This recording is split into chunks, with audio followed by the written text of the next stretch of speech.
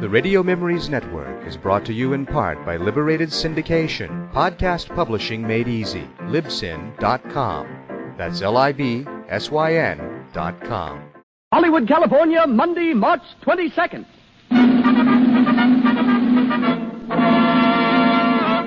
The Lux Radio Theater presents Frederick March and Florence Eldridge in Death Takes a Holiday with Kay Johnson, Arthur Byron, and Gene Lockhart.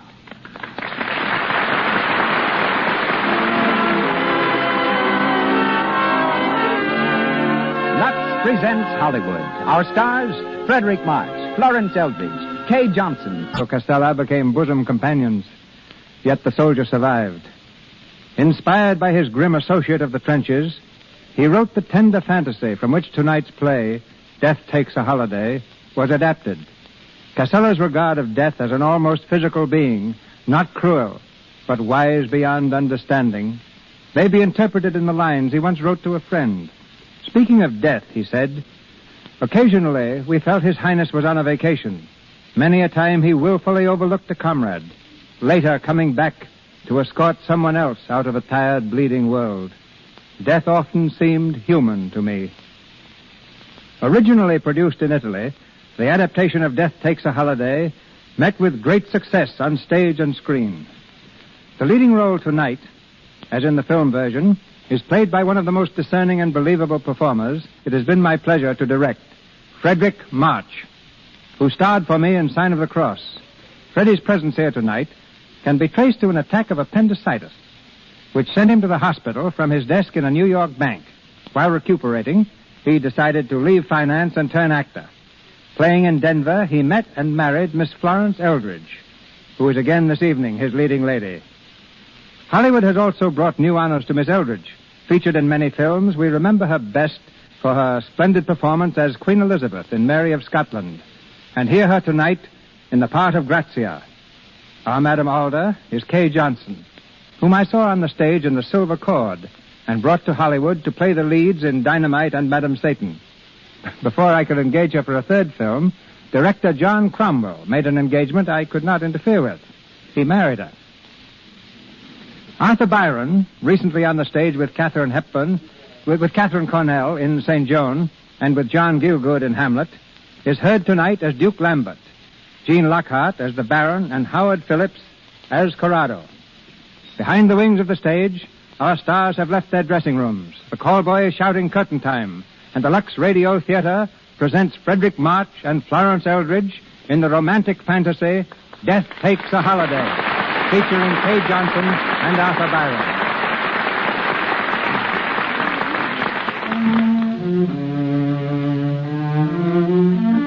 A lonely road in Italy. A full round moon hangs low in the sky, bathing the countryside in ghostly radiance. An automobile purrs softly through the night, making its way toward the old castle of Duke Lambert. At the wheel is the Duke's son, Corrado, and beside him, Grazia San Luca, a lovely young girl who seems lost in a dream as she surrenders to the beauty of the night.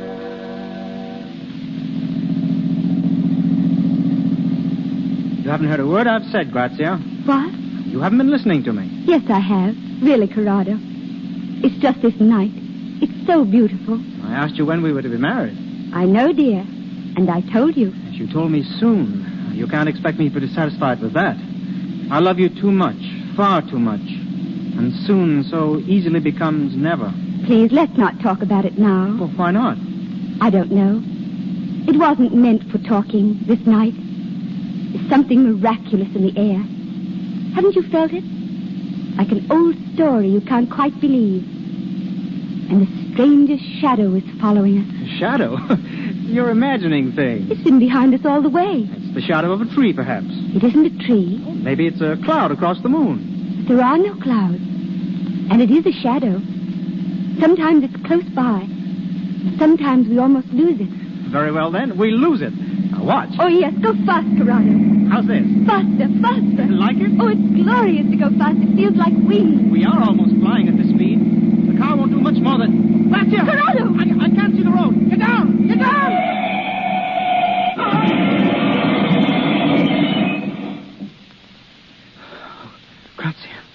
Grazia. Here, Corrado. Are you all right, darling? Yes. Yes. Oh, thank God. I haven't a scratch. You, Corrado? No, nothing, at least. No, not even a mark. Why, it's a wonder we weren't both killed. Why, it's a miracle, Grazia. Look at that car. I said there was something strange in the air. Something miraculous. Grazia, that shadow you saw. I saw it, too, just before we crashed. It seemed to envelop the whole car. I couldn't even see the road. Strange. Then I wasn't imagining things. No. What was it? What could it have been? We'd better get on to the house. Father will be waiting for us. Here, give me your hand, darling, and stay close to me.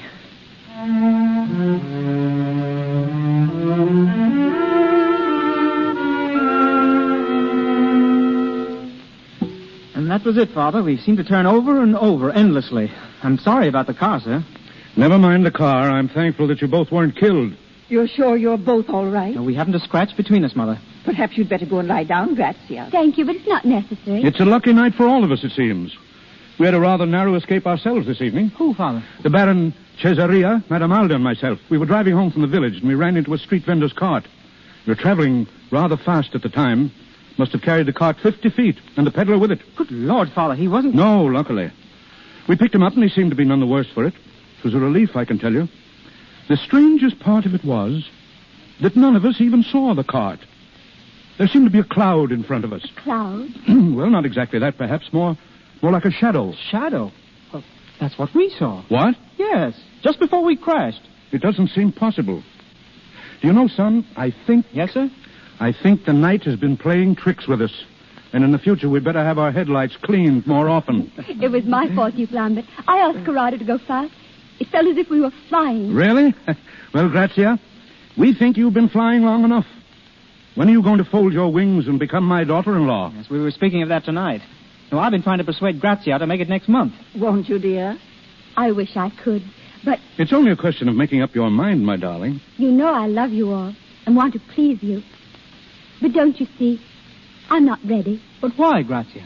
because life is too full. There's a kind of happiness I want to find first if I can. Aren't you happy with me? Oh, yes, dear, but that isn't quite what I mean. I wish I knew how to tell you. There's something out there in the night, which I must find first and understand. Grazia. I'm going into the garden. Well, may I come with you? I'd rather be alone, if you don't mind. Grazia's so strange at times. I don't understand her. I don't myself sometimes. She's so fine, so delicate, so utterly remote from us all. It puzzles me. I wouldn't worry, my son. You'll win her yet. Madame Alda, I believe the peddler thought you were an angel when we picked him up. Baron, Madame Alda, I hope you've both quite recovered from your shock. It was hardly a shock, you Flambert. More in the nature of a very intense thrill. I rather enjoyed it. Madame Alda lives for thrills. Well, why not? Is there anything better to live for, Baron? Only love, and you probably count that among your thrills. I know I always did, in my younger days, of course. Corrado and Grazia had a lucky escape tonight themselves. Really? Yes, we were driving home along the hill road when... What on earth was that? Grazia. She's in the It garden. sounded as if she... Grazia! Grazia! You'd better see. Came from the fountain. This way. Corrado, where are you? Here, Father. Corrado. Grazia lying on the ground. Is it? Corrado, what's happened? No, she was just lying here. Is she wounded? Oh, Lambert. No, my dear, it'll be all right. Lift her up a little, Corrado. Yes, she's coming. Grazia. Don't let it come near me. Don't let it come near me. What happened, Grazia? I don't know. There was something cold and terrible. I was sitting by the fountain watching the water. And then an icy wind touched me.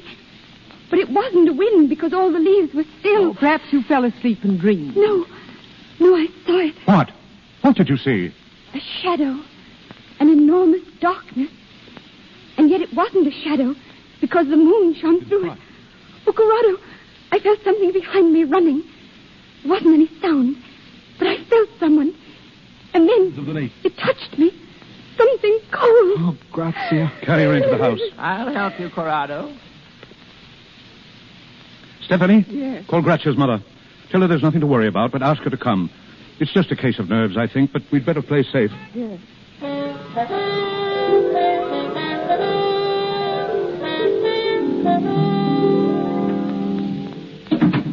Fidele, have you searched the grounds? Thoroughly, Your Excellency. But we found nothing. Not even a footprint, sir. Oh, there must have been something. I'll have a look myself. Duke Lambert. My revolver is in the desk drawer, Fidele. Give it to me, please. Yes, Your Excellency. Here, sir. Don't tell my wife I've gone out. Don't tell anyone. Very good, sir.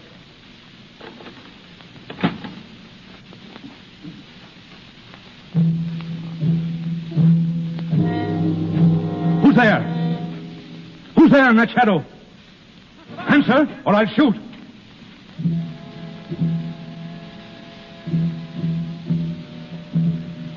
It will be quite useless against me. Stand back. You see? Who are you? What are you doing here? Shall I show you my face? Look, my friend. Good God! Who are you? I am not of your world. I am... How shall I describe it? A sort of vagabond of space. I am... Or I was, until I came into this garden. Death. Death? But please be reassured. I am not on my usual mission tonight. I have already stood beside one of your number tonight without harm.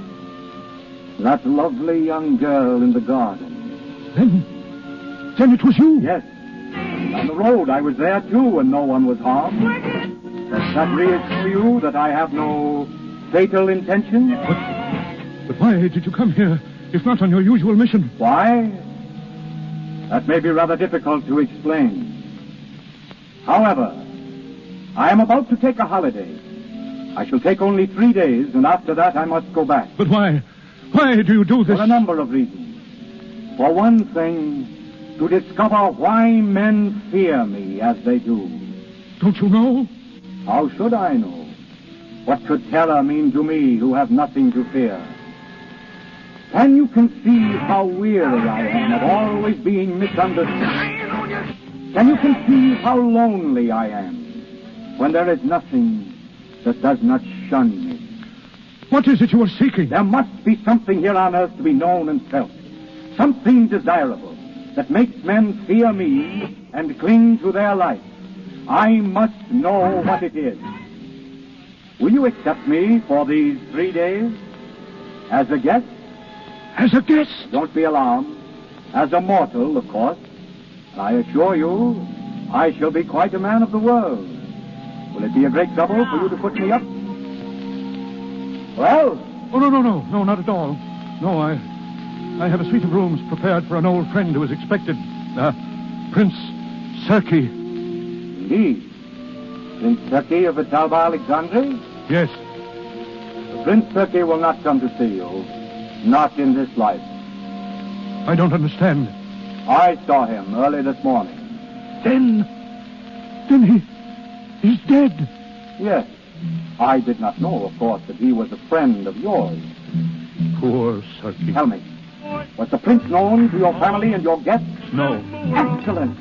I shall be Prince Serki of Vitalba Alexandri for these 3 days. What? Oh, please understand that my presence in your house will not be a menace, but a protection.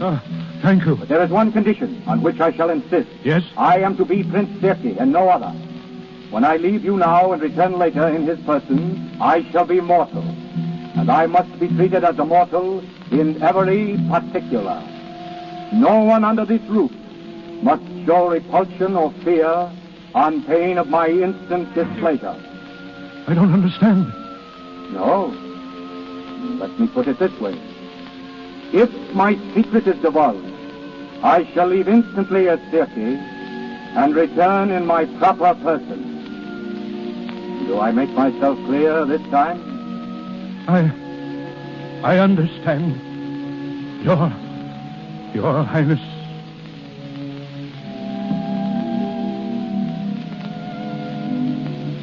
So at last, I am to become mortal.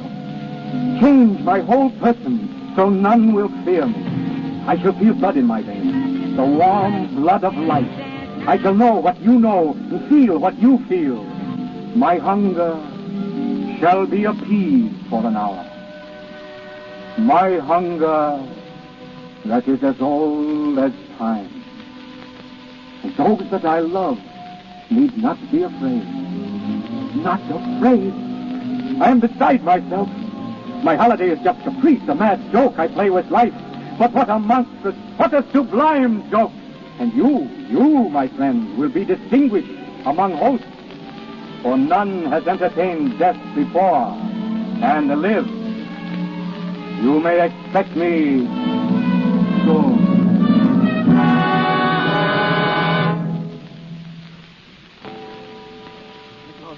I've never found anything like it.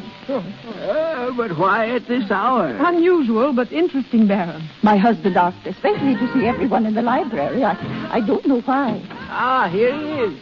Well, Lambert? I'm sorry to arouse you at this hour, my friends. It's important, believe me. Lambert, Grazia's mother is here. Ah, Maria. I'm glad to see you. I was so worried about Grazia when I heard. She'll be all right. Have you seen her? She's upstairs resting. It isn't necessary for her to be here now, is it? Why, no, my dear. Well, Lambert? My friends, I have received a message tonight from Prince Serki. Oh, so he's coming at last. Yes, he's coming. I want to tell you all something very seriously. This guest whom we're expecting is no ordinary person. Now, if he should appear eccentric or strange in any way, you must take no notice. Treat him as a prince and a gentleman always. And above all, you must not be afraid. But Lambert, I don't understand. And no matter what happens, you must never shun him, or protest, or run. It wouldn't do any good if you did. You can't run from... From what, Lambert? Nothing. I didn't mean... Well, Fidele? His Highness, Prince Serki. Serki. Welcome, Your Highness, to our villa. Thank you, my dear Duke. I am so happy to be here. We're more than honored. May I present my wife, Prince Serki? Your Highness is most welcome. Thank you. I have rarely been so charmingly received. And now, may I present my guests? It will be a pleasure. Madame Alda. How do you do, Prince Serki? May I say I had not realized that the women of your country were so beautiful. Your Highness is most kind. I wish that we might never meet when you are less beautiful and I must be less kind. The Princess Maria, Prince Serki. Your Highness. Your Highness. The Baron Cesaria, sir. A statesman who was once important in the affairs of the world, who now looks back on a long and interesting life. I am delighted to meet the Baron at last. And I to meet you, Your Highness. Considering your distinction and your age, it is surprising that fate has not introduced us before. Your Highness, my son Corrado. Yes. The son who drives his car so furiously. I beg your pardon, sir? My friend, please, permit me to call you my friend. Your Highness. Please, make no change in your plans because of my sudden appearance. I should like to join in your pleasures, if I may, and enjoy the hours with you. I beg you not to make a stranger of me. Your rooms are ready, Your Highness. My room? Yes, at your pleasure. Then, if you will forgive me, I think I will go now. I have not slept for ages, and I feel curiously tired. Mother. Grazia. I couldn't sleep, Duke Lambert. I was too restless. This is a guest I have not had the pleasure of meeting. Oh. Grazia, this is Prince Serki, the Princess Maria's daughter, Your Highness. How do you do, Your Highness? How do you do? We have not met before, Your Highness. Perhaps. For a few fleeting moments. Yes, that is how it seems. A few fleeting moments. I am happy to welcome you now, sir. Please, Give me your hand, Grazia. Ah, so young and firm and full of life. And it lies so trustingly in mine. Is there any reason why it should not? Thank you, Grazia. You have done me a great kindness tonight. My friends, my holiday begins most agreeably.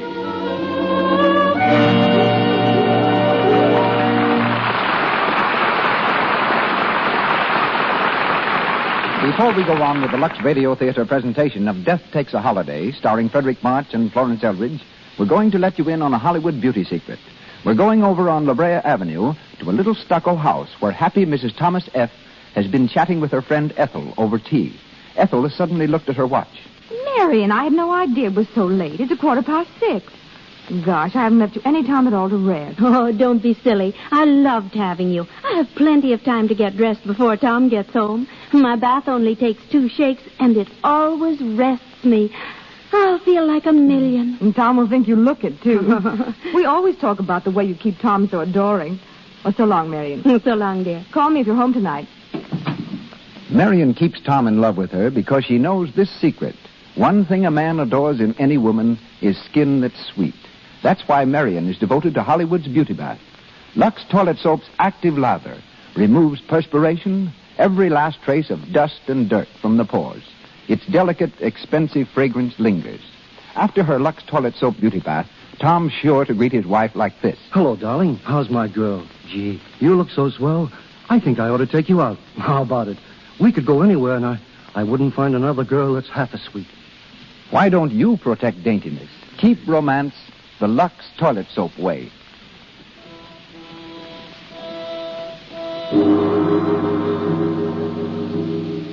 We continue with Death Takes a Holiday, starring Frederick March and Florence Eldridge. 3 days have gone by, and the Phantom Death is still a guest at the home of the Duke, still enjoying his brief visit to Earth in the person of Prince Circe. Meanwhile, the world is an astounded witness to a series of miracles. In London, SS Cedric explodes at sea, sinks within an hour. No lives lost. In Paris, man jumps from Eiffel Tower in attempted suicide, walks away uninjured. In Japan, Island of Kobushima totally demolished by heaviest earthquake in history. All residents are safe.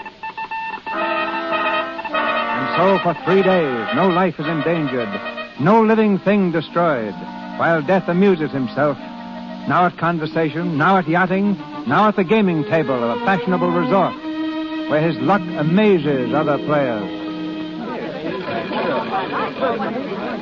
It's unbelievable. He doubled 7 times on the 6th. If he's right once more, you'll own the casino. You mustn't double again, Your Highness. No, Baron, should I not? You'll lose all you've won. Mademoiselle, shall I or shall I not? Yes, play it. I think the world is all yours to do with as you choose. Your Highness? Yes, croupier? I'm very sorry, but it's against the rules of the house to double again. Oh, but look here, you make it necessary for me to take a great deal of this metal away with me. I'm sorry, Your Highness. Very well, but I have no use for it. Here. You divide it, please, among those who need it. Baron, shall we go out on the balcony? Delighted. A magnificent gesture, Your Highness. Magnificent. You make life exciting again. I felt 20 years younger ever since you arrived. You know, Baron, out here is the night, crowded with beauty. And all of you herd inside in smoky rooms, feverish over little games. Why? Why? One comes here to gamble, and one gambles to win. It seems to me that men have not begun to discover the magnificence of this life. Will you tell me what in the world you're looking for, Prince Circe? I came here looking for a game to play. A game worth playing. I have been among you almost 3 days, and what you do with yourselves still seems to me so very futile and empty. There are only 3 games: money, love, and war. Have you tried war? Plenty of it. I could never make out what it was they were fighting about. It's usually a flag, isn't it? Or a barren piece of ground that neither side wants. Well, I suppose they fight to make themselves heroic for someone they love. Oh, so. It all comes down to one game. One game, that's what it comes to. One never grows tired of love. Shall I tell you something, Baron? This last great game of yours, this of which you never tire, seems to me to be the strangest, the saddest, the emptiest of all. Can it be that you're inexperienced in such matters? Entirely. You don't know what you've missed. One pair of lips will change your mind for you someday. It depends upon the subject. Madame Aldous, for instance. Madame Alda? She's quite taken with you, you know. Oh. Thinks you're fascinating. Oh. You might try your game of love in that quarter, Your Highness. Yes. You don't seem very interested. You were thinking of another, perhaps? Perhaps. Who, Your Highness? It is growing late, Baron. I think we will go back now.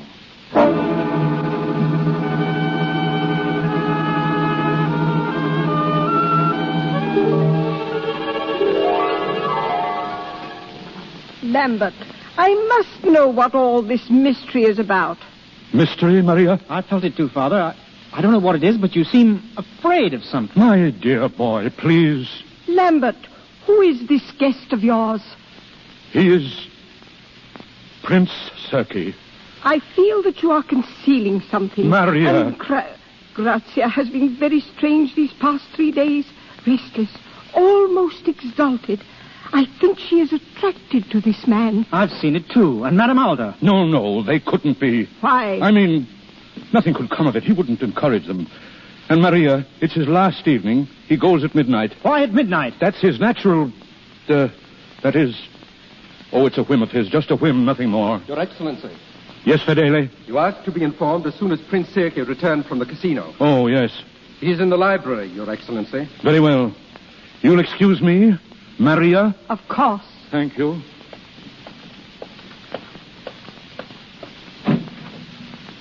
Your Highness. Oh, good evening, my friend. You have returned early from the casino. Yes, I was very bored. I'm sorry. I had hoped that your last evening... Yes, my last evening. But it isn't over as yet. No, Your Highness. You haven't told anyone about me. None of your guests know my real identity. No one knows, Your Highness. Good. I wish that reserve kept without fail. I shall be in the garden for a while now. There's very little time left. And I still have not found your reason for existence.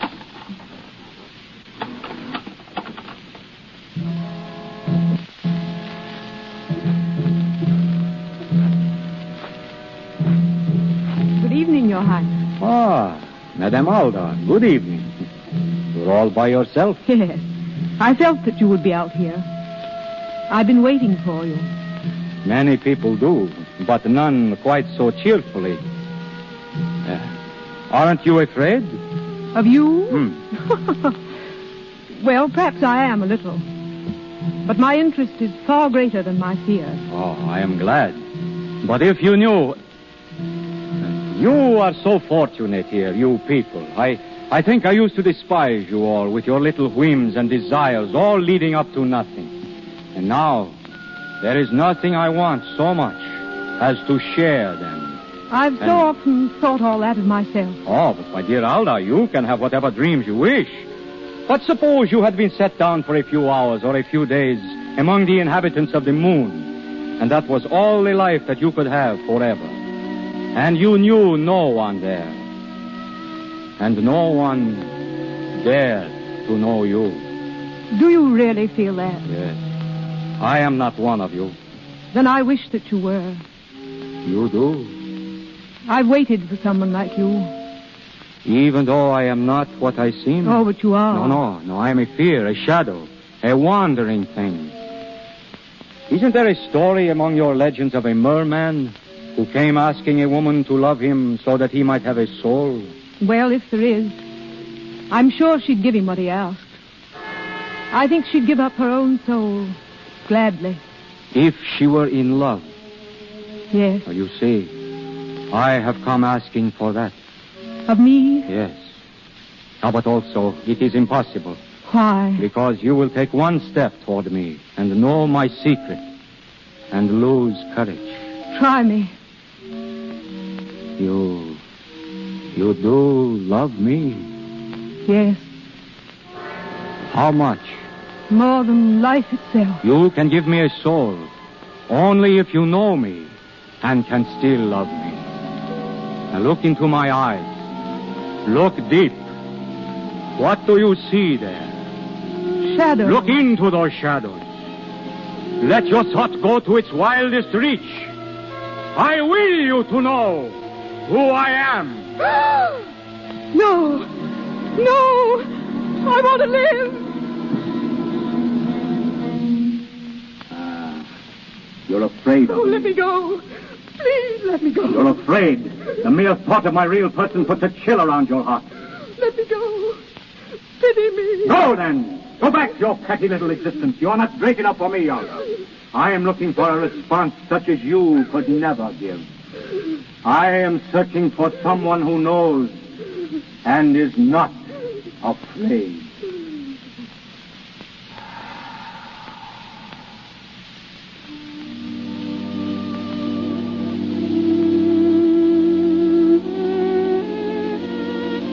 It's such a lovely night, Your Highness.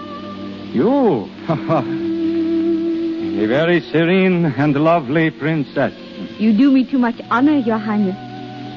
I'm not really a princess, you know. Let me call you so. I like to be called Grazia by my friends. How charming of you. Grazia, then. You make it sound like music. It is like music. It has overtones that go singing on and on. But they are not sad, no, they are full of grace and light. Oh, when you speak like that, I hear music, too. Great sweeping chords. I could say so much more. Your Highness is being very kind tonight. I wonder if I am being kind. Perhaps I should have said gracious. No, not gracious either. I have discovered that even the mightiest must sue for certain favors. I should think Your Highness would never need to sue. On the contrary, I am feeling strangely humble for the first time in my life. And I am feeling strangely thrilled and proud. Grazia. Yes, Duke Lambert? Your mother is asking for you, my dear. Thank you, Your Highness. Until later, Grazia? Until later, Your Highness. Your Highness. Yes?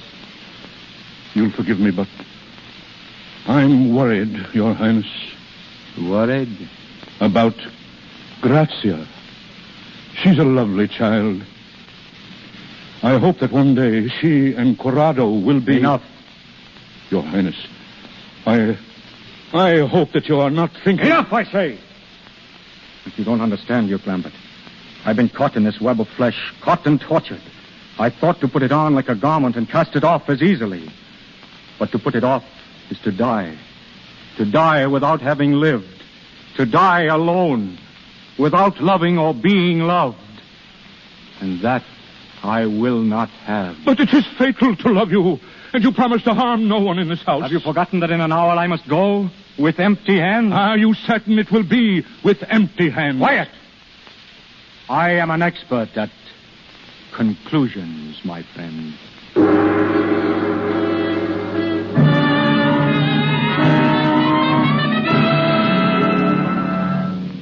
Grazia! Grazia! Here, Corrado. Oh, Grazia, I'm so glad to find you. Why, dear? You should be in the house, not walking out here alone. Grazia, will you do me a great favor? Of course. May I stay very close to you this evening? Why? Because I love you, and I'm afraid. But there's nothing to be afraid of. Grazia, why are you so strange? I seem to be waiting for something. Let me stay with you. It's not you that I'm waiting for, Corrado. Grazia, you're so far away. Please come back to me.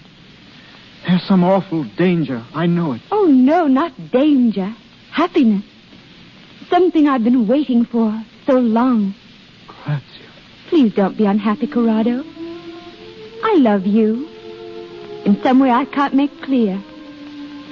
If I didn't feel so far away, I should be in your arms crying and holding you close to me. I want to do that. But somehow, I think I never shall. Oh, you're trembling. I'm only a little cold. Will you get my cloak from the hall? I don't want to leave you. Won't you come with me? No. I must wait here, Corrado. Grazia. I must wait here for him. Alone.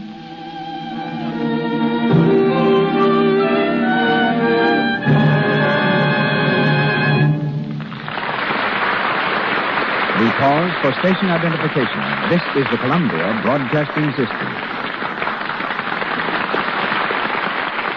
And this is KNX, the Columbia Station, Los Angeles. We call an intermission in our presentation of Death Takes a Holiday, starring Frederick March and Florence Eldridge, to introduce the dramatist who brought this play to American audiences.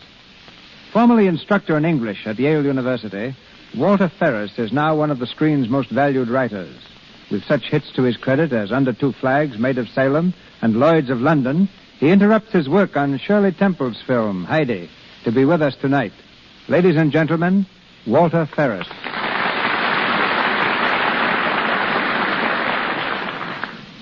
Thank you, Mr. DeMille. There are no doubt people in our audience who think me morbid for having dealt with this subject, but my intention was anything but morbid. Mr. Casella's brilliant and compelling conception of death on a holiday suggested all sorts of fascinating ideas to me. One was this. I thought if I were to treat death as a fellow who couldn't understand why people were afraid of him, since his job was only to escort them from one world to another, that those who saw the play might cheer up a little. I thought they might go out of the theater stepping a few inches higher than when they came in, which was what Mr. DeMille and David Blasco achieved with their fantasy on death, The Return of Peter Grimm. That, to my mind, is what every play or motion picture should make an audience do, step a little higher, whether the theme is comedy or tragedy. The adaptation of Mr. Casella's play must have been a very difficult task. It was. Adrienne Morrison, the mother of Joan and Constance Bennett, asked me to do it. At first I refused, but then the theme haunted me so that I finally accepted and spent nearly 2 years in writing the play you are presenting tonight. And 4 actresses found their way to fame through the part of Grazia: Rose Hobart, Helen Vinson, Margaret Sullivan, and Katharine Hepburn. But how did you happen to turn playwright? By playing hide-and-seek with death myself, really. Like Mr. March, I found myself in a hospital with lots of time to think things over. Freddie got better and became an actor. I became an author. You're both getting better all the time. Certainly Mr. March has recovered splendidly, but I sometimes have doubts about myself. We've been very lucky in the stars we've had in the part of death. First, Philip Merrivale on the stage, then Frederick March on the screen. And now on the radio, we have Mr. March and his distinguished wife playing together. And before saying goodbye, I should like to express an author's gratitude to the Lux Radio Theater for the very intelligent fashion in which it uses his material. It's been a pleasure to be here and see how you present a program in behalf of a product which we use every day, both at home and at 20th Century Fox Studios. Lux Toilet Soap. Thank you. It's been a pleasure, Mr. Ferris, to have you with us.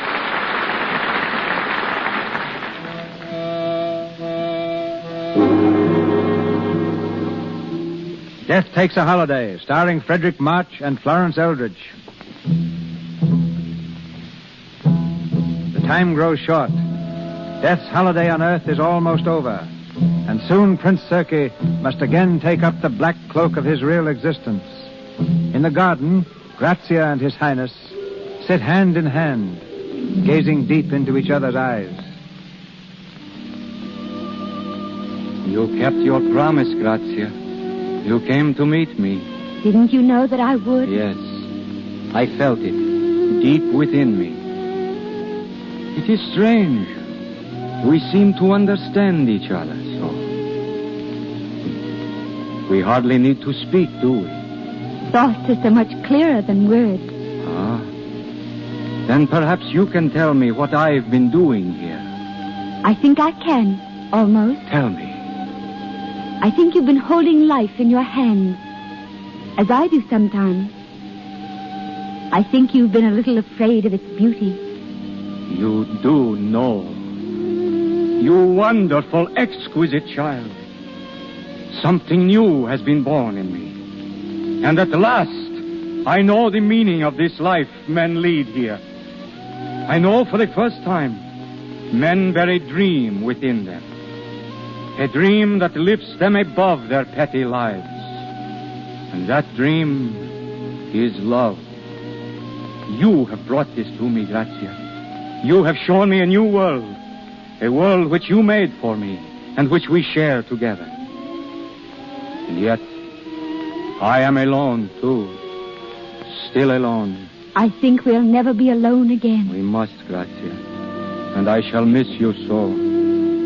I shall hear your laughter in every wind that passes. I shall hear your footsteps wherever you are. When our two worlds hold us apart. Why should we ever be apart? What is this that will happen? Who are you? Prince Serkei. I don't mean that. You seem to come from a distant place. You're like the mystery that's just beyond sight and sound. Always just beyond my reach. Something that draws and frightens me. Oh, Grazia, please, do not be afraid of me. I am Serkei who loves you more than any man could love you. I am Serkei who needs your warmth and your beauty more than any man could need them. Listen to me, Grazia. I am a great power, and I am humble before you. And tonight, I must go back to my distant kingdom. Will you take me with you? Take you? I should be unhappy alone. Take you? Oh, no, I'm not. Do not tempt me. Oh, but Grazia, please. Give me 1 hour with you. Let me hold you close to me. For you are the meaning of beauty that I must know. Let me hold you in my arms, Grazia, and know that I have lived. Oh, my love. My love. What is that? Only the chimes of the hall clock. It's striking the 3/4 hour. 3/4 hour? Oh, then soon it will be midnight. Midnight. I tell you, Father, she's slipping away from me, away from all of us. Corrado, please. Maria. She's out there in the garden with him now. He has some strange power over her. We must save her from him. We can do nothing. Stand there and say that. We must do something. We can go out there together and take him by the throat. If we could, should I be standing here? Grazia is in no danger. There is nothing to be alarmed about. But you're alarmed, Lambert. Yes, Father, you're terrified. I must know why. Lambert, let me go to her. No, wait. Then I'll go. No, I forbid you to move. Then tell me why I can't go. Give me your reason. If I haven't, I'll kill that man. You can't kill him, but he can kill us. If he but points out his hand, all of us... Who is this prince? You don't know what you're asking. I don't care. I only know that Grazia is in danger. Very well. I'll tell you. He said if I reveal his secret, he will leave instantly as Serkei and return as... Steel yourselves, if you are to hear it. He is not Prince Serkei. He is the one who waits, the one whom all men dread. His Majesty, Death, amusing himself on a holiday. Father, Death!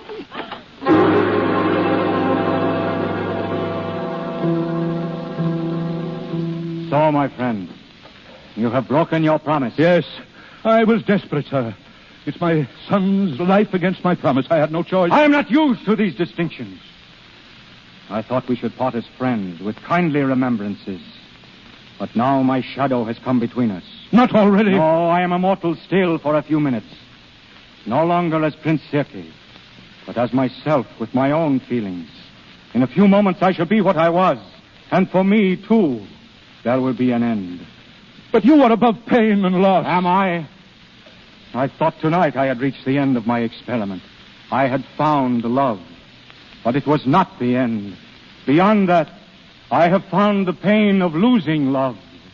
If I must lose it. But it must be lost to you. Why? Because you are... Death! My dear Duke, thank you for defining the problem. Your Highness, won't you give her back to me? It's your pain against mine. Why should I deny myself because of your childish fear? You know nothing of the meaning of death. I tell you there is no death, only a life beyond. A richer, simpler life than yours, and infinitely more kind. But she is so young to die. Go with me now in love would be triumph, not death, as it is known to you. Oh, in God's name, please. Give her back to me. Give her back to me. One lover must always lose, Corrado. But not like this. Not with death. There are wolves between us, and I cannot reach your minds. Why do men fear my coming? Death. Death is but a word that you've been taught to fear, a symbol of the unknown. And because of that word, you keep her from me. I would only lead her through the gateway to the life that lies beyond. Your Highness, we are not answered. Are we to keep Grazia? Is she yours even now? But she doesn't know who you are. Now, if she knew, what would she choose? Yes, you're right. Even Grazia was born to fear the face of death. She would die with me now as Circe. But as death, I cannot tell her. You gave me your word. You think me bound by that? I do. An honorable man would be bound. Because I assumed your flesh, must I assume your weakness? Then pity our weakness. I've seen pity struggling in you. We beg the life of Grazia. I bound myself to life, and with it to the petty rules by which it is lived. And now I must bow to it. What a monstrous comedy. Where is he going? To fetch Grazia. Oh, what will he do? What will he do? We must wait, Maria.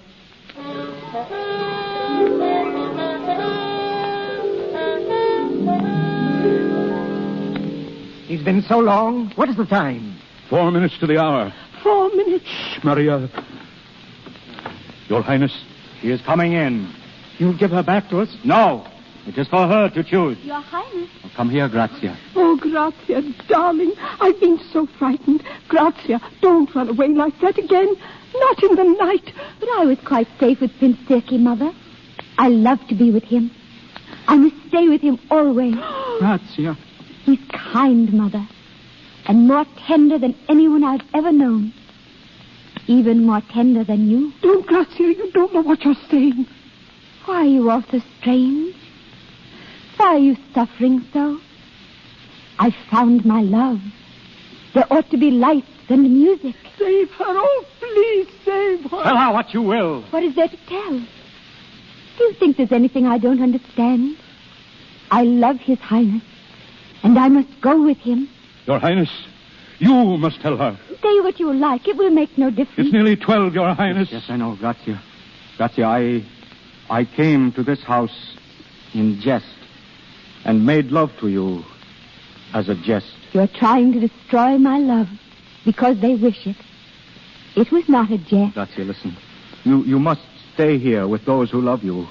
I am going far away to a distant country. If you went with me now, you could never see them again. Why must you say these things to me? They can make no difference. But you don't understand. My holiday is over. I am going at once. I'm ready. No, you can't come with me. Yes, I can. Shall we go now? But you don't know who I am. You are my love. My love. You heard her? All of you? Do you wish me to speak and destroy this happiness? You must. Oh, Grazia. Grazia, my little love. Please. It was not a jest. But I must go, dear. Alone. Oh, no. Goodbye, my friends. Remember that there is only a moment of shadow between your life and mine. And when I call, come bravely through that shadow, and you will find me only your familiar friend.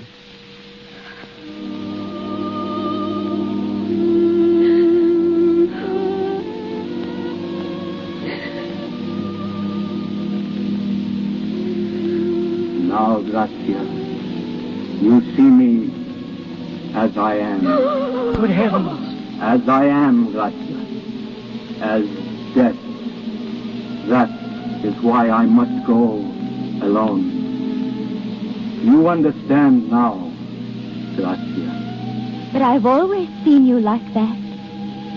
You haven't changed. You have seen me like this? Yes. Always. And I'm going with you. Then there is a love which casts out fear. And I have found it. And love is greater than illusion. And as strong as death. Come, Gracia. Yes.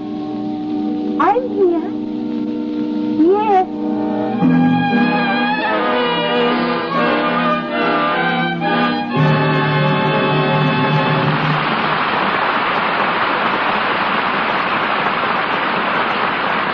Yes, holiday is over, and with it our play. But Frederick March and Florence Eldridge rejoin us at the microphone later.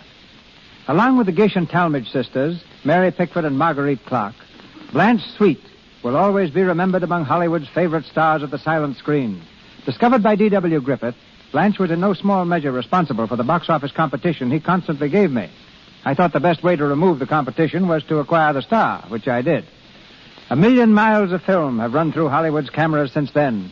But as I welcome her tonight, I see the same charming Blanche with the lovely blue eyes who brought to silent pictures the eloquence of a great performer.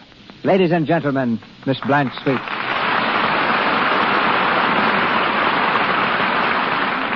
Thank you, Cecil, and thank you all. Rather amazing, isn't it, to think back to what pictures were like when you and I began, long before we ever dreamed of speaking to each other with a microphone between us. You know, I was just 13 when I made my film debut with the old Edison Company back in New York. My salary was the staggering sum of $3 a day. And I remember my first Hollywood film for Mr. Griffith at Biograph. It was a one-reel thriller called The Lonedale Operator. At that time, you know, the names of the cast were never mentioned by the leading studios, and Biograph made it a point to always withhold the identity of their players. Then, names were advertised by independent companies, who chose this as a new means to combat opposition. So quite unwittingly did the system featuring star personalities come into being. Which do you remember, Blanche, as the most outstanding films of your career? Well, now, Cecil, that's not for me to say. But I particularly like doing Tess of the D'Urbervilles, Anna Christie, Judith of Bethulia, and, of course, your own production, The Warrens of Virginia. Recently, many of us saw you on the stage, playing with Leslie Howard in Petrified Forest. After your success in that, have you any thought of returning to pictures? Well, I'm due back in New York this spring for a play. I leave next month and expect to go into rehearsal soon after. I'll miss listening to your program, Cecil, when I'm in the theater. But I assure you I don't have to be reminded to keep on using Lux toilet soap. Mm-hmm.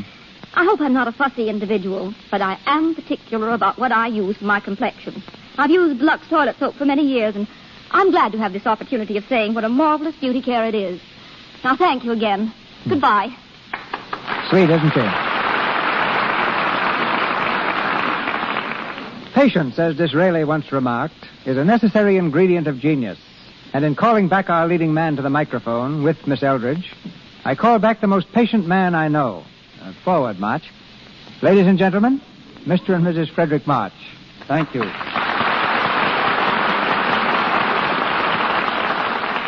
Thank you, C.V. I don't know quite what you mean by patience, though, unless you refer to the fact that it's been nearly 5 years since we last worked together in The Sign of the Cross. But to have been in another DeMille production tonight has been worth all the patience in the world. Thanks, Freddie, but I referred particularly was the patience you exhibited in The Sign of the Cross. You mean the time you fed my husband to the lions, Mr. DeMille? I think I deserve the medal for patience, not Freddie. This scene, Florence, was just before he was served to the lions.